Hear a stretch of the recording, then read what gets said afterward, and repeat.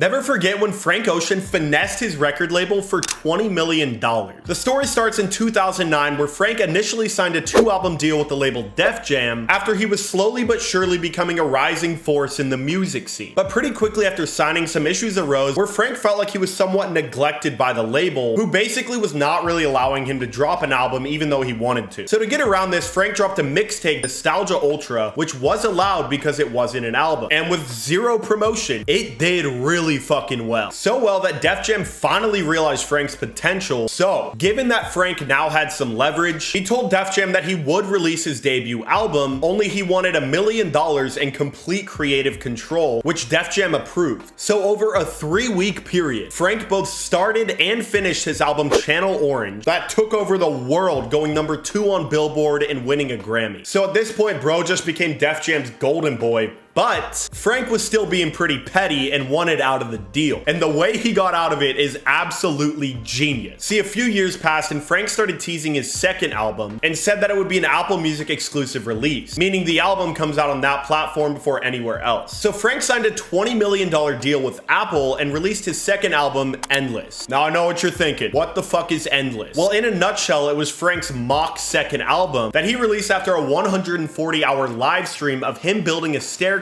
Now, technically, this was an album under Def Jam, meaning Frank's 2-album deal was over and he could start independently releasing music again. So the very next day, Frank dropped Blonde, debatably the greatest album of all time, independently, meaning the entire album belongs to Frank. And on top of all of this, Frank was able to pay off his $2 million advance that he owed to Def Jam for his second album, Endless, with the $20 million that he got paid to exclusively release through Apple Music. Now, after all this, Def Jam was obviously pretty shocked and upset, so they put an end to the whole Apple Music exclusive release thing. Now, I always knew Frank was a musical genius, but damn, if he wasn't releasing music, he could honestly be a pretty goated entertainment lawyer with how he just finessed the hell out of Def Jam.